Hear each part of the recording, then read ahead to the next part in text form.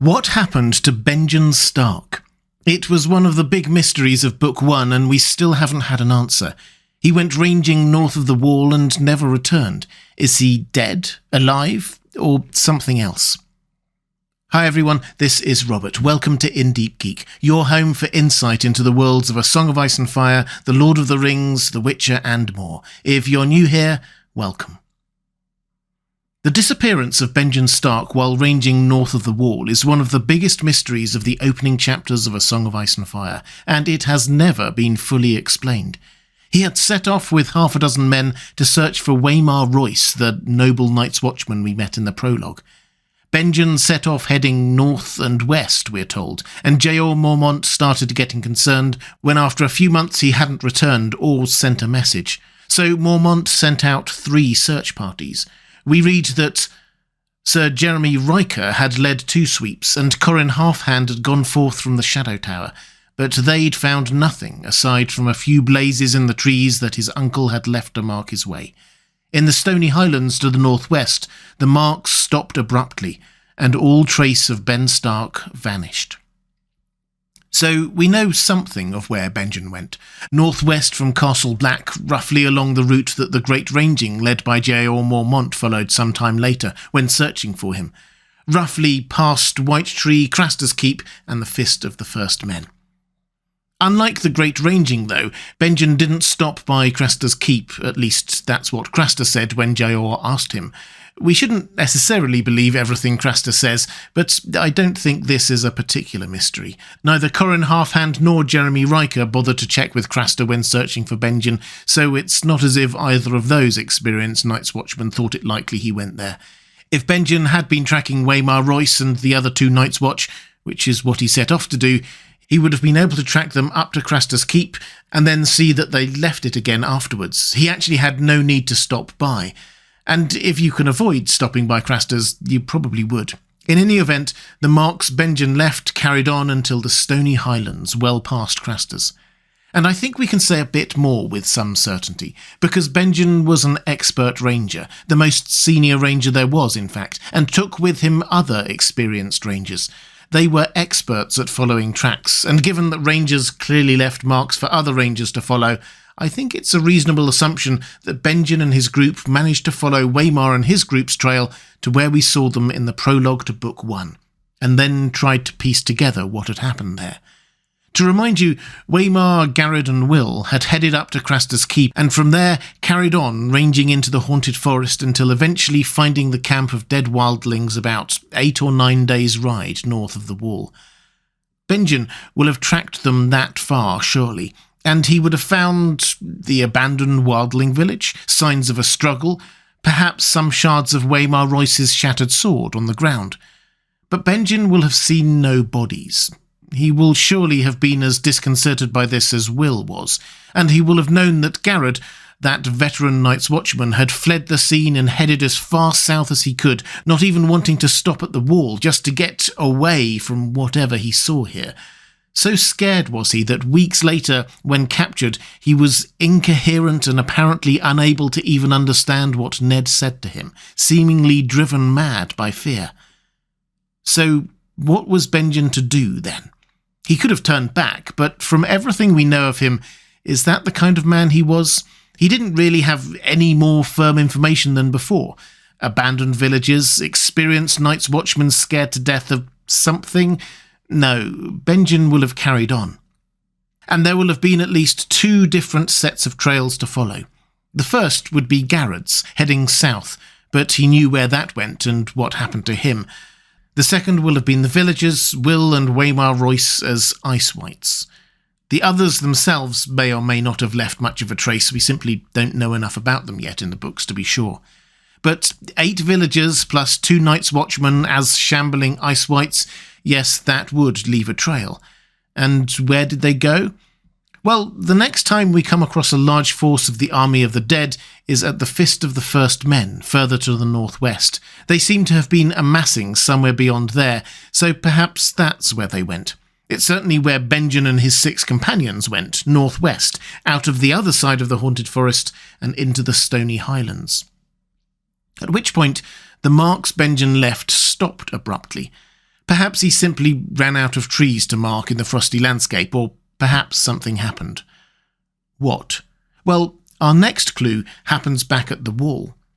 6 months after Benjen set out, 2 of his companions turn up near the grove of weirwood trees that John and Sam kneel before to make their Night's Watch vows, Othor and Jafer Flowers. Both were dead, and, as we discover in the next chapter, ice whites. Sam had a quick look at the bodies and deduced that they hadn't died where they lay. In fact, they had died quite some time earlier and had somehow made their way to where they were found. There's a hint also that Jafer had been killed by Othor. His wounds matched the kind of axe that Othor carried. So it seems that Benjen followed the trail of the Whites northwest up into the Stony Highlands and then found them. Or they found him. Othor was killed first, then was raised as a White and killed Jafer. The 2 of them, as Ice Whites, then marched down to near the wall, where they were discovered by Ghost. They were brought back to Castle Black, Othor attacked Gerald Mormont, and we know what happened there. Why the others wanted these 2 to go back to the wall is a very intriguing question, with some fascinating possible answers, but for another video. The question here is what happened to Benjen and the other 4 Night's Watchmen with him. The physical trail does run a bit cold here. John does try asking the wildlings if they know anything, but he doesn't get an answer. But I think the evidence in the books suggests 3 broad possibilities. The first, sadly, is that Benjen may be dead, and like the other 2, reanimated as an ice white. This certainly explains why he hasn't returned to the wall or sent a message. By the end of the time of the Dance of the Dragons, 2 years or so have passed, which is quite a while with no contact.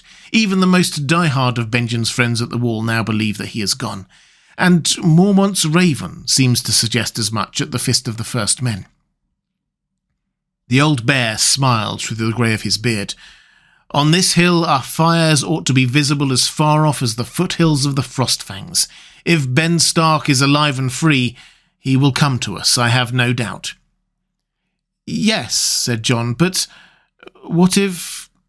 He's dead? Mormont asked, not unkindly. John nodded reluctantly. Dead? The raven said. Dead? Dead? He may come to us anyway, the old bear said, as Othor did, and Jafer Flowers. I dread that as much as you, John, but we must admit the possibility. Dead? His raven cawed, ruffling its wings. Its voice grew louder and more shrill. Dead? Mormont's raven is not just any old raven, and his repetition of the word dead is not just a bird copying human speech. There's evidence throughout the books that Bloodraven is probably walking into it, spying on the Night's Watch and trying to give advice. So on face value, this could be Bloodraven trying to tell them that Benjen is indeed dead. But in the wider context of that chapter, it may be simply that the raven was just letting them know that the army of the dead was drawing near, which it was.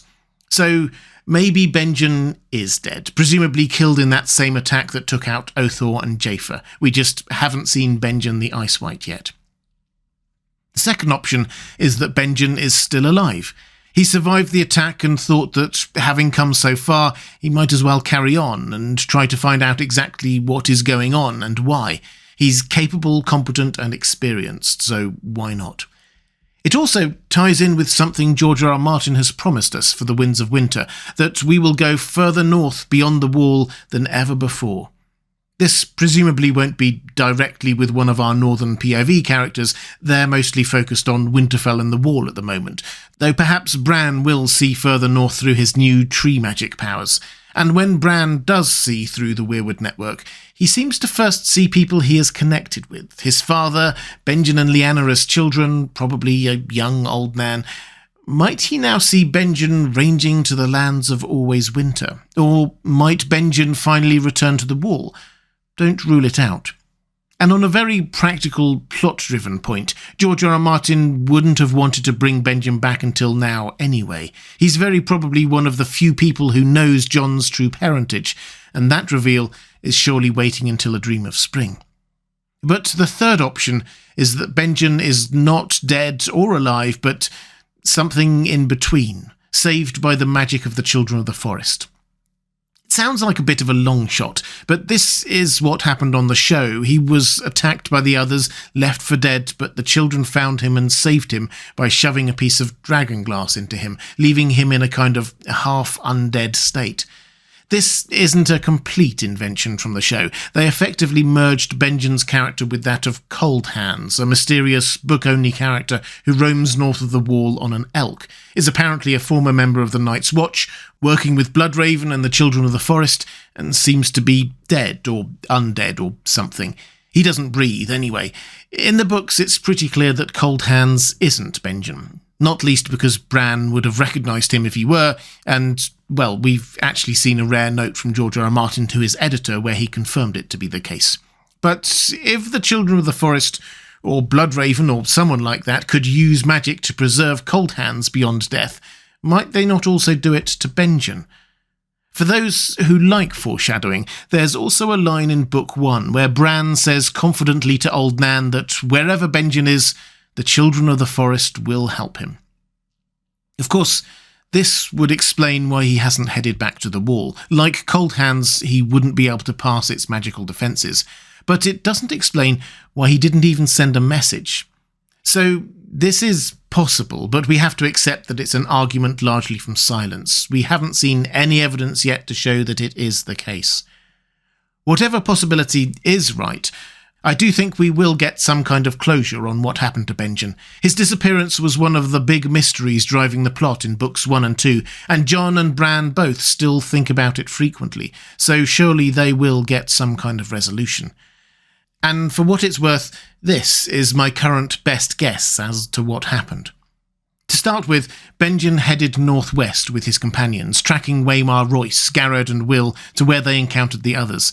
Benjen could have turned back then, but didn't, instead following the tracks of the Whites further northwest towards where they joined up with the rest of the army of the dead. But when Benjen reached the Stony Highlands, his party was attacked. Othal was killed, then raised by the others, and then he attacked Jafer Flowers, killing him. Perhaps it's just my sentimental heart, but I hope Benjen wasn't killed and turned into a White then. Perhaps the Children of the Forest saved him, or perhaps he just made a quick escape. Either way, he will now have seen the dead walking and need to make a choice. Head south and warn his brothers, or keep going north and get to the heart of what's going on. See whether Old Nan's stories were really true. He was also raised on Old Nan's stories, remember. But if he did head south from there, he didn't make it. It's been 2 years, so if he isn't dead, he very probably went north, leaving no markings because he didn't want anyone following him. Further north than we have yet been in this story, perhaps even to the heart of winter. And when he returns, if he returns, he will bring knowledge with him that might just help turn the tide against the army of the dead. But what do you think? Is Benjen still alive, or did something happen to him? Let me know in the comments below. I'd love to hear what you think. If you'd like to see more of Song of Ice and Fire videos, please click on the link on the left of your screen. Or if you'd like to support this channel, the best way to do that is via Patreon. That's the link on the right of your screen. That's all for this time. Thanks for watching. I'll see you again soon.